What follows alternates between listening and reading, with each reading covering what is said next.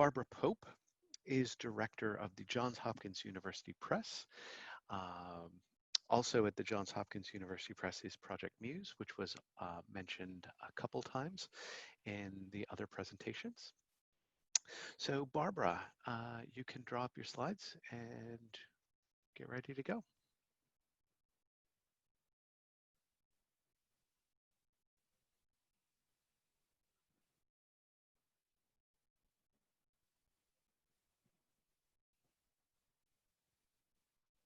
Barbara, you are on mute. We see your slides.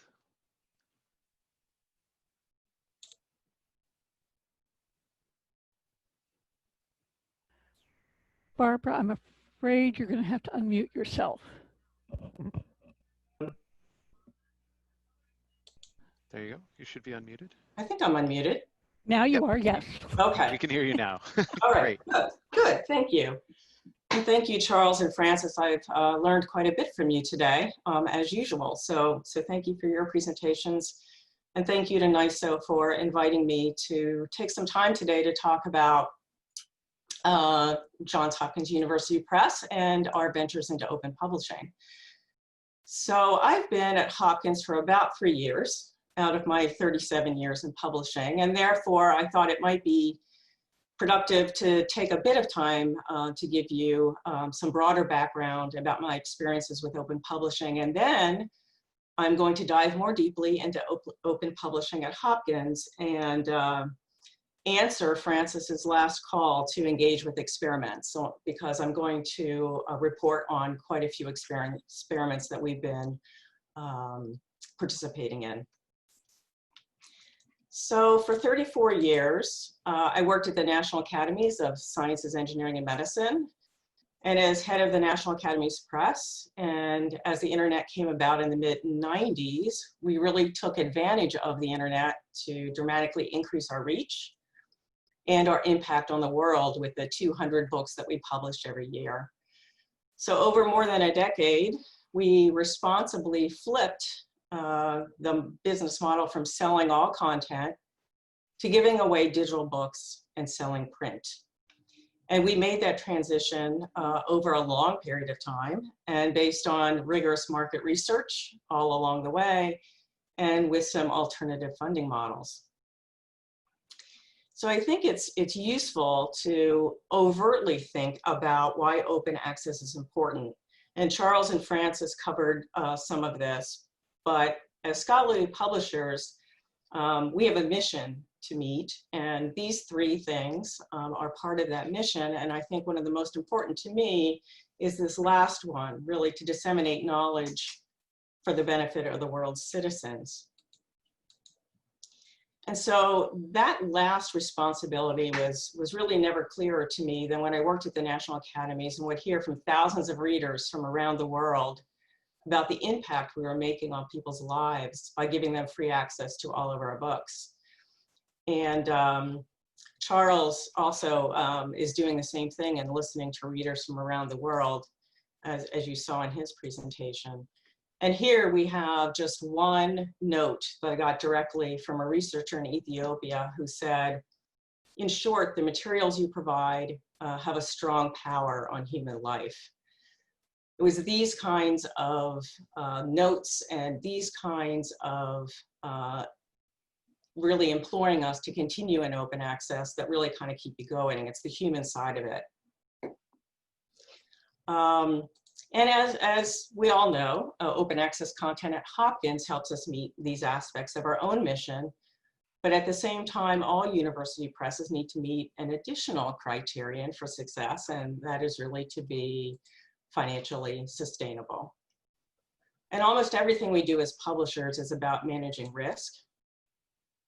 And it's really the foundation of the rest of my presentation for today. So on one hand, as we just talked about, we want to make a big difference in people's lives around the world through making our authors' work freely accessible to everyone. But those of us on the publishing side know that it costs money to publish and post a book. And I was glad to see Charles actually delineate what those costs are.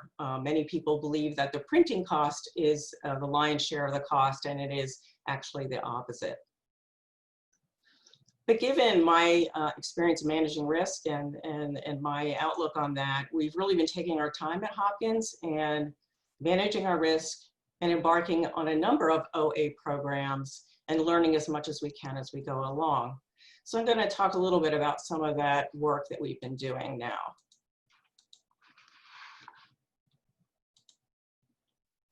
So Hopkins has 4 divisions.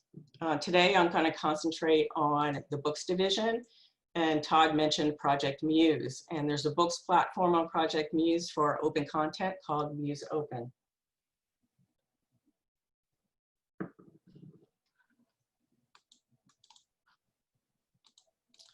So I'm going to walk us through 4 case studies today, and I'm planning to share a lot of data with you from our own experiences, and I just want to make sure that you understand that most of these analyses are very simple. We have very few fancy statistics going on. And while we have drawn some very preliminary conclusions from this data, I wish we had more. And one of the reasons we don't have more conclusions, and we can't really think about generalizing this data across other presses, is because books really are unique products. And as we all know, there are always reasons why one book sells better than another or is used more than another, but it's really hard to pinpoint those reasons because every single book is unique. And any data that we collect now about our open access programs is looked on as unique because of COVID-19. And with one press's data, we're necessarily dealing with small numbers. And that makes finding anything statistically significant hard to do. And in general, I don't know if my colleagues agree with me, but I think that university presses just need a lot more capacity to do more complex analyses. And we have not done a lot of complex analyses. We've done some. But I'm going to share with you today data and simple analyses and hope to get some input from all of you about other good ideas that we can use to do additional experiments, and also some ideas from you about how to answer some of our more complex questions. One last thing before we get started on our case studies, you need to know that the engagement measure that we're using across all of these case studies is requests. And Project Muse uses requests, and so I just want to give you a quick definition of that. And so a request is a chapter level pull from a reader, no matter the format. So if a person who's reading on Project Muse pulls a whole book, and that book has 5 chapters, that counts as 5 requests. So I'm tucking all 4 of these OA free programs under Hopkins Open Publishing, or what we call internally HOP. But we'll talk about these in order of risk to our financial sustainability, talking about the lowest risk program that we're involved in to the highest risk. And at the bottom here, you can see that we post all OA books on Muse Open exclusively. The funding source is also listed on this summary slide that I have here, along with the open access program. So I'm going to give a quick overview of each of these before we dive into the data I have to share with you for each of these programs. So the first program is really an example of how open publishing allows us to revive our archive. Many university presses have been doing this. We're calling it our Encore collection. And so we've brought 200 out-of-print books back to life and posted them for free to read. And the project was paid for by Mellon and NEH, fully paid for. And so thereby, I categorize this as our lowest risk OA program. The next program is making books open upon publication. And the message here, which you also heard from Charles, is that open publishing is not free. And these books tend to come with funding from foundations. You also learned some of that from Francis. These cover expenses to make these books open and free for the world to read. The third one is one that we, right after I got to Hopkins, decided to experiment with opening up a collection of about 100 medium risk backlist titles near the end of their sales lives. So this is relatively low risk, but I put it here, you know, after the front list, given that that program was really funded by us. We did not get funding externally to do that. The highest risk project that we've mounted to date, and so did Francis, was to make all of our books on Project Muse, more than 1,500 books, free to the world to read from March 18th to July 31st. And I will say that on March 17th, we only spent about 30 minutes weighing the benefits and risks. And given what was going on in the world, we just went for it. So now we're going to dig into each of these programs, OA or free programs. And first up is the low risk archive project. We had $200,000 from NEH, Mellon funding, to bring those 200 titles out of our archive and back to life.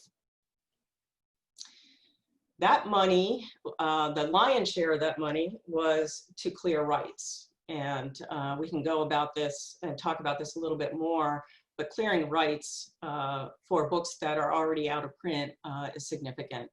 We also use the money to digitize, design, and post books on Muse Open. We also used it for marketing. OA books are readily discovered on Muse Open, but you also need to apply marketing to them. So in addition to posting these in OA, we're selling printed copies and value-added ebooks.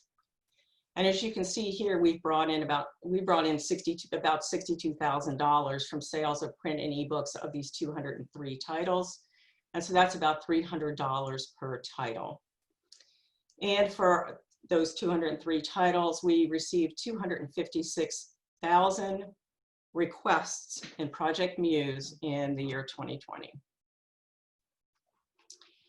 Of those 203 titles, the Venetian Money Market topped sales at 82 copies, and it had about 4,000 requests and was #2 in usage on Muse. #1 in usage was A Beautiful Novel and Strange at 4,500, and it was about 160th in sales at 10. And I really can't explain these differences. In their heyday in the mid-90s, they each sold about 900 copies. But we're talking small numbers here, and that's one of those qualifications that I mentioned a little bit earlier. And we can see the monthly curve for these books for requests on Muse.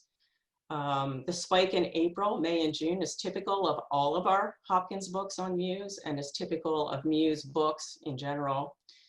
And all books during this time period benefited from the publicity that many people, many presses, as well as Muse, mounted major campaigns to let people know that this content was free. And of course, this was a time period when schools were in session and people needed access to books that they might have left in their dorms and or needed to use them for other reasons.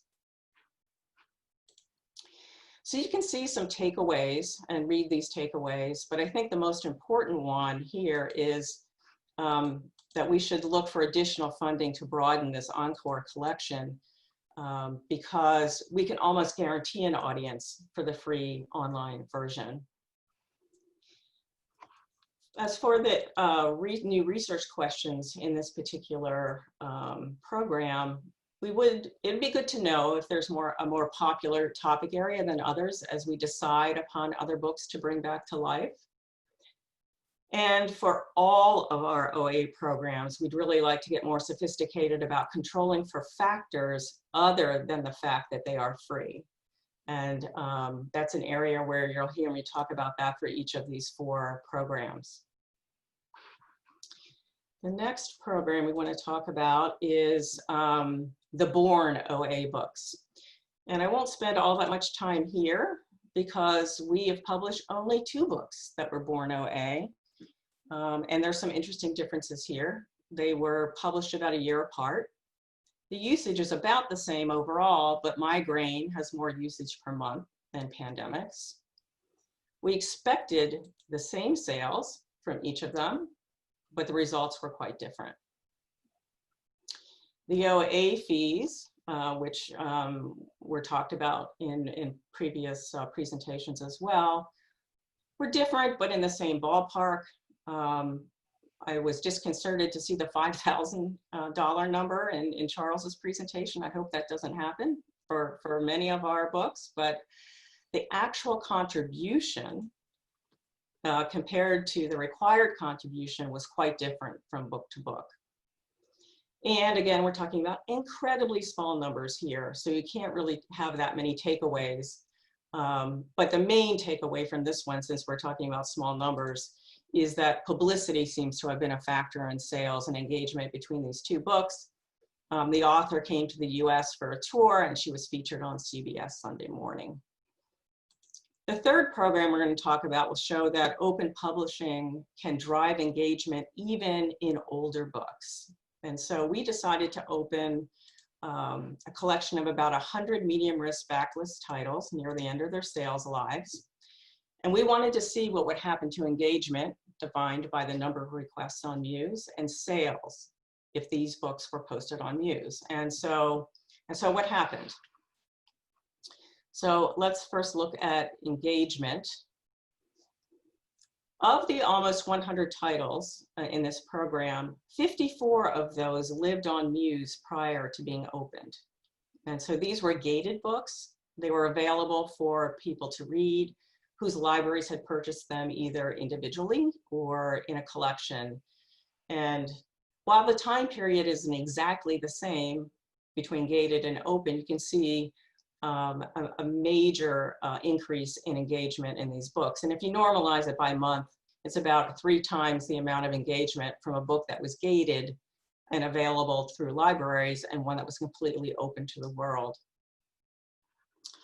And if we look at engagement by each individual title of those 54, after it's open, the rate of change after it's open, we can see that it ranged from reduced engagement when they were opened up the whole way to 118 times the number of requests when compared comparing open to gated. So let's take a peek at sales for the full group of nearly 100 titles. Don't ask me why it's only 98, it's a sore subject. But anyway, we have 98 titles that went from gated to open, and the overall change in unit sales from gated to open was a loss of about 130 copies. On average, that's about 1 copy per title. Again, we have small numbers. And we had a gain of $900 comparing sales, dollar sales of each of these books from 2018 to 2019. That's about $9 per title. Again, we're talking small numbers. And you can see a range here with the biggest at odds gaining the most revenue during this time period over the time period when it was gated, and daily demonstrators losing the most over that time period. Beth Windsor at Project Muse, who runs our analytics, then took that sales data and ran it against LOC subject categories for a longer period of time. And the red arrows on this chart show the subjects where unit sales increased in those 100 titles. And so you can read these subject areas, you know, it's history, medicine, and so on, actually gained sales from prior year. So what can we conclude from this experiment? So opening up these kinds of books, these are books at the end of their sales life, has a positive engagement effect. Opening these kinds of books to the world has no effect on sales overall. And we should find additional books like these to post on Muse Open. And so the research questions that we're now asking and trying to answer and working on is, what is the effect on engagement of sales on newer titles? Many of these titles were older. And what can we expect from titles with brisker sales? And what many of us want to know is what's the best timing for making backlist OA and being able to balance that engagement with financial risk. And so the most risky program we've gone into is making a lot of content for free for a limited period of time. And so remember when we did the quick overview, we made all books free in Muse, about 1,500 titles for about 4.5 months. These included monographs, professional books, reference books, and academic trade in all subject categories. And so what happened to engagement and sales? Very similar to what happened with Central European University Press. We're using February here as a baseline. You might remember that February was a relatively normal month as far as viruses go. And I remember it as a very high sales month and was so excited about having a healthy fiscal 20. And here on the engagement side, we see amazingly high requests compared to February for those 1,500 books each month that they were free. But what happened to sales?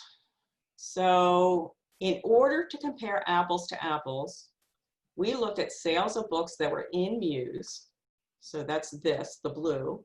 Sales of books that were in Muse and were free during this time. And sales of books, a separate category of sales of books that were not in Muse, about 2,000 books, and were not free. So we took sales of those titles in the two separate groups and took it as a percentage of February sales. So remember that February was an excellent, excellent sales month. So don't feel bad for me that you see all negative sales here. Things did rebound and we've turned out just fine. But when we compare to February, as we see in March, we experienced a drop in sales of 38% for books in Muse, this blue bar. And about the same drop in sales of books not in Muse, this orange bar. And that's again as compared to sales in February. And so we can see in subsequent months, the comparisons to February for both sets of titles are virtually the same. So we decided to, so what we're concluding here, at least for us, is that having these books in Muse free during this time period did not reduce sales more than books that weren't in Muse and weren't free.